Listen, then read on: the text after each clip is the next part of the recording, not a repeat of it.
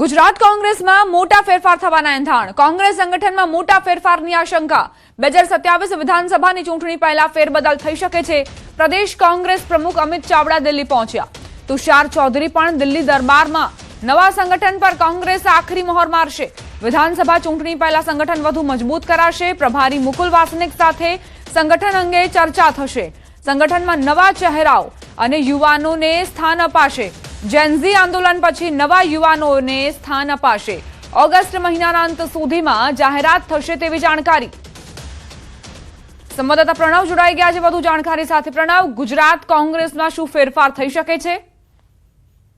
ચોક્કસ જે રીતે ગુજરાત કોંગ્રેસ પ્રદેશ પ્રમુખ અમિત ચાવડા અને જે વિપક્ષી નેતા છે તુષાર ચૌધરી બંને દિલ્હી ખાતે પહોંચ્યા છે અને દિલ્હી ખાતે પ્રદેશ પ્રભારી મુકુલ વાસનિક સાથે તેઓ બેઠક છે તેનો ધમધમાટ શરૂ કરી દીધો છે. કેસી વેણુગોપાલ પણ આ બેઠકમાં હાજર રહેવાના છે. મુખ્યત્વે 2027 પહેલા કોંગ્રેસ પાર્ટી પોતાનું નવું સંગઠન છે તે બનાવવા જઈ રહી છે અને સંગઠનની અંદર અનેક નવા ચહેરાઓને સ્થાન આપવાનું છે. સાથે જ જે જ્ઞાતીય સમીકરણો છે તેને પણ વધુ અહીં પ્રબળ જોવા મળી રહ્યું છે. બીજી તરફ જે રીતે ચૂંટણીઓ થઈ તેની અંદર કોંગ્રેસ પાર્ટીનો પરાજય થયો, ત્યારબાદ કોંગ્રેસ પાર્ટી હવે નવેસરથી નવા ચહેરાઓ સાથે મેદાનમાં ઉતરશે. ખાસ કરીને જે રીતે જેનજી આંદોલન થયા છે તેને લઈને કોંગ્રેસ પાર્ટી તેની અસર સંગઠનમાં પણ જોવા મળશે અને નવા ચહેરાઓ જે મહામંત્રીઓ હશે કોંગ્રેસ પાર્ટીના એ મહામંત્રીઓ જેનજી હશે ને અને મહિલાઓને પણ કોંગ્રેસ પાર્ટી સ્થાન આપશે.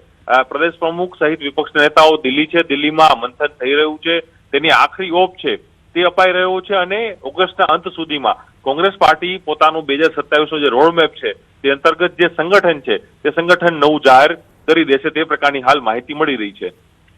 આભાર પ્રણવ જાણકારી આપવા માટે.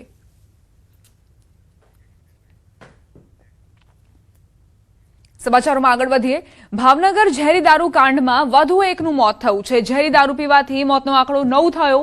હાર્દિક કિલજીએ સરટી હોસ્પિટલમાં દમ તોડ્યો.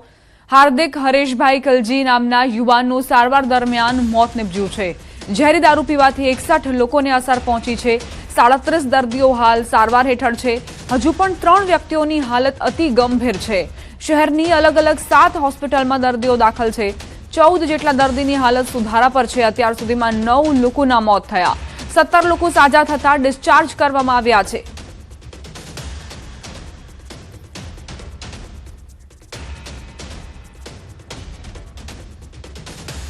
અમદાવાદના નિકોલમાં ભેળસેળ યુક્ત દારૂના કેસનો મામલો. પોલીસે વધુ એક આરોપીની ધરપકડ કરી. દિનેશ નામના આરોપીની ધરપકડ કરાઈ. દિનેશના ઘરેથી ફ્લેવરની અલગ અલગ બોટલ મળી આવી છે.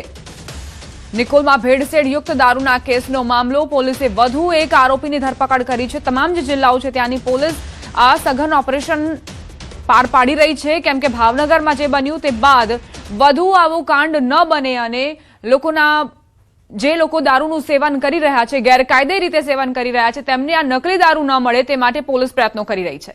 દિનેશ નામના આરોપીની ધરપકડ કરાઈ છે. દિનેશના ઘરેથી ફ્લેવરની અલગ અલગ બોટલ મળી આવી હતી. તે આ દારૂમાં ભેળસેળ કરીને તેનું વેચાણ કરતો હતો તેવા આરોપ છે.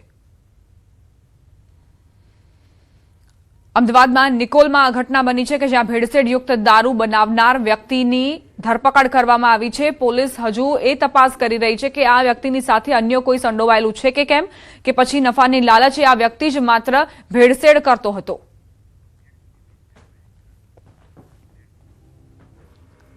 અમદાવાદમાં મોપેડ ચાલકનું બેદરકારીથી મોત. ઝડપથી રોડ ક્રોસ કરવા જતા અડફેટે આવ્યો. એસટી બસની અડફેટે આવતા મોત નીપજ્યું. બહેરામપુરામાં બસની ટક્કરથી મોત થયું હોવાના સમાચાર. બસની આગળ આવી ઉભો રહી જતા મોત નીપજ્યું. ઈજાગ્રસ્ત ચાલકનું સારવાર દરમિયાન મોત. પોલીસે સમગ્ર મામલે વધુ તપાસ શરૂ કરી છે. એક બેદરકારી યુવકને કઈ રીતે ભારે પડી તેના દ્રશ્યો આપ જુઓ. આ હચમચાવનારા દ્રશ્યો છે બહેરામપુરાના, કે જ્યાં યુવક અચાનક જ બસની અડફેટે આવી ગયો.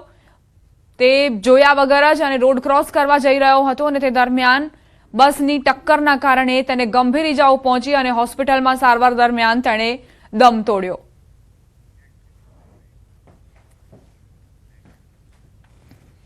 સમાચાર જૂનાગઢથી પ્રાપ્ત થઈ રહ્યા છે. માળિયાહાટીનામાં દીપડો દેખાયો.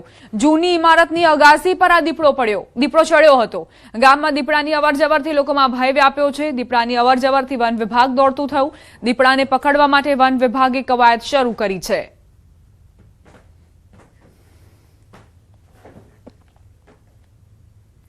જંગલના રાજા સિંહને પણ ક્યારેક મેદાન છોડીને ભાગવું પડે.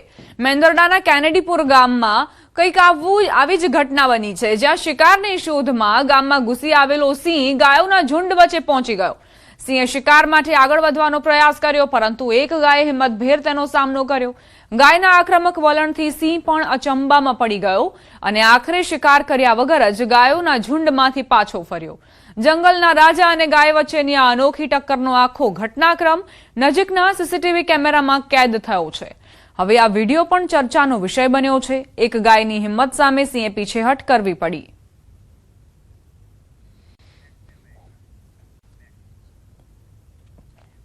થાઈલેન્ડથી સમાચાર. નાન પ્રાંતમાં ભારે વરસાદના કારણે પૂરની સ્થિતિ. અનેક વિસ્તારો જળબંબાકાર, રસ્તાઓ બેટમાં ફેરવાયા છે. પૂરના પાણી વધતા જનજીવન ખોરવાયું. લોકોને અવરજવરમાં ભારે હાલાકી પડી રહી છે. લોકો ઘરમાં રહેવા માટે મજબૂર બન્યા છે.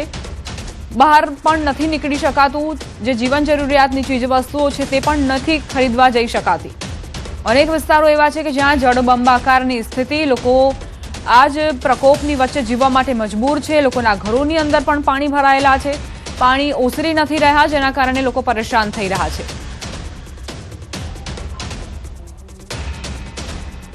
આ રસ્તાઓ પરથી જાણે કે નદીઓ વહી રહી હોય તેવા દ્રશ્યો જુઓ. પૂરના વધતા જતા પાણીના કારણે જનજીવન ખોરવાયું છે. નાન પ્રાંતથી આ તસવીરો સામે આવી છે. જ્યાં નજર કરશો ત્યાં પાણી જ પાણી તમને જોવા મળશે. અને વૃક્ષોની કેવી દુર્દશા થઈ છે, ગાડીઓ કઈ રીતે જળ સમાધિ લઈને અને દુર્દશા તેણે પણ ગાડીઓની દુર્દશા થઈ છે તેના દ્રશ્યો પણ સામે આવ્યા. કાટમાળની સાથે આ જે પાણી વહી રહ્યા છે તેને લોકોની મુશ્કેલીમાં વધારો કર્યો છે. ડ્રોન તસવીરો પણ સામે આવી છે કે કઈ રીતે રહેણાંક વિસ્તારોમાં આ પાણીએ કબજો જમાવ્યો છે. ગાડીઓ જાણે કે જળ સમાધિ લઈને બેઠી હોય તેવી સ્થિતિ. લોકોને ખૂબ જ મોટું નુકસાન, આર્થિક નુકસાન સહન કરવાનો વારો આવ્યો છે. ઘરોની અંદર ઘરવખરી પણ બરબાદ થઈ રહી છે. બીજી તરફ જે વાહનો છે તે પણ આ પાણીના કારણે નુકસાન પહોંચી રહ્યું છે. બ્રાઝિલમાં ભારે વરસાદથી પૂર. રિયો બ્રાન્કોમાં રસ્તાઓ અને દુકાનો પાણીમાં ગરકાવ. નદીનું જળસ્તર વધતા જનજીવન પ્રભાવિત.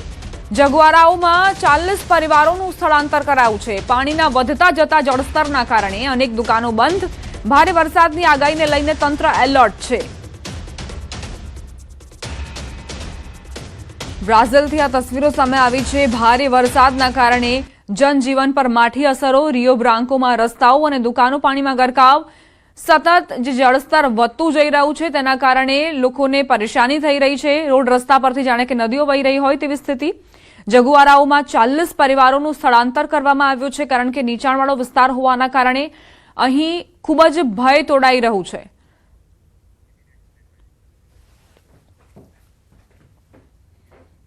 પ્રાદેશિક સમાચારોની વાત કરીએ. વડોદરામાં ઢોર માલિકોની દાદાગીરી સામે આવી. ઢોર પકડ પાર્ટી પર હુમલાની ઘટના. માથાભારે 3 પશુ માલિકોએ હુમલો કર્યો હતો. ગોરવા પોલીસે 3 પશુ માલિકોની ધરપકડ કરી. કનુ રબારી, ભાવેશ રબારી, મેહુલ ભરવાડની ધરપકડ કરાઈ છે. ગોરવાની નંદનવન સોસાયટીમાં માથાકૂટ થઈ હતી. પશુ માલિકો હુમલો કરી ઢોર છોડાવી ગયા હતા તેવી માહિતી પ્રાપ્ત થઈ છે. ઢોર માલિકોની દાદાગીરી તો જુઓ. અહીં ઢોર પકડ પાર્ટી સાથે માથાકૂટ કરવામાં આવી. ગોરવાની નંદનવન સોસાયટીમાં માથાકૂટ થઈ. ઢોર માલિકો જે એવી માંગ કરી રહ્યા હતા કે અમારા ઢોર અમને પરત કરો. ગોરવા પોલીસે 3 માલિકોની ધરપકડ કરી છે. માથાભારે 3 પશુ માલિકોએ હુમલો કર્યો હોવાની પણ જાણકારી પ્રાપ્ત થઈ છે.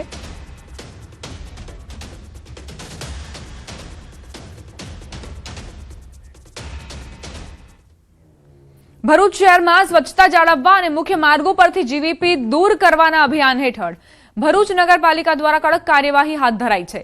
મુખ્ય અધિકારી હરીશ અગ્રવાલના માર્ગદર્શન હેઠળ પાલિકાની ટીમે વોર્ડ નંબર 8ના સિટી સેન્ટર વિસ્તારમાં આકસ્મિક તપાસ હાથ ધરતા કોમ્પ્લેક્સના પાછળના ભાગેથી વર્ષો જૂનો કચરાનો મોટો ઢગલો મળી આવ્યો.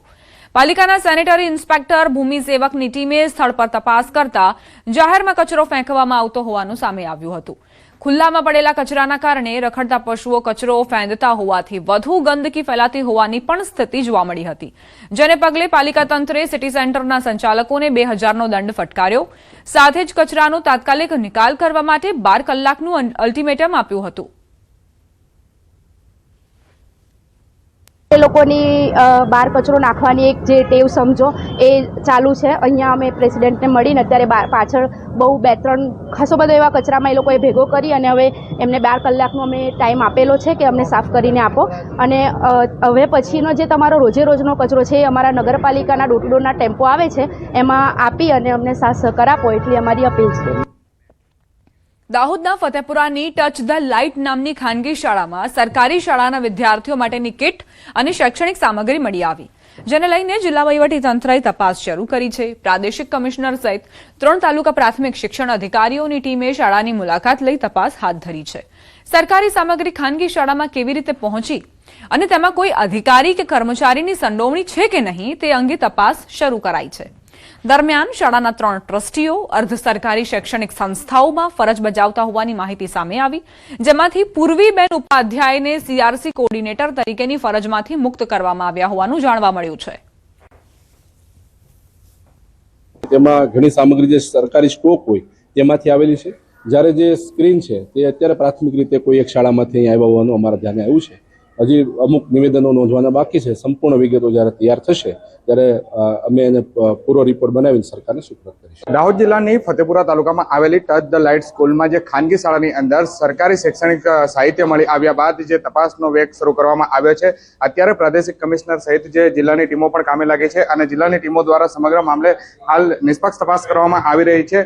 આ જે સ્કૂલ છે ખાનગી શાળા છે ફતેપુરાની, અને ફતેપુરાની જે ખાનગી શાળા છે તેની અંદર સમગ્ર શિક્ષણ વિભાગ ગુજરાત સરકાર દ્વારા જે સાહિત્ય પૂરું પાડવામાં આવતું હોય છે, સરકારી સ્કૂલોની અંદર જે સરકારી સ્કૂલોનું સાહિત્ય અહીંયા મળી આવ્યું હતું. ત્યારબાદ અલગ અલગ ટીમો બનાવવામાં આવી છે અને હાલ ટીમો બનાવીને તપાસ શરૂ કરવામાં આવી છે.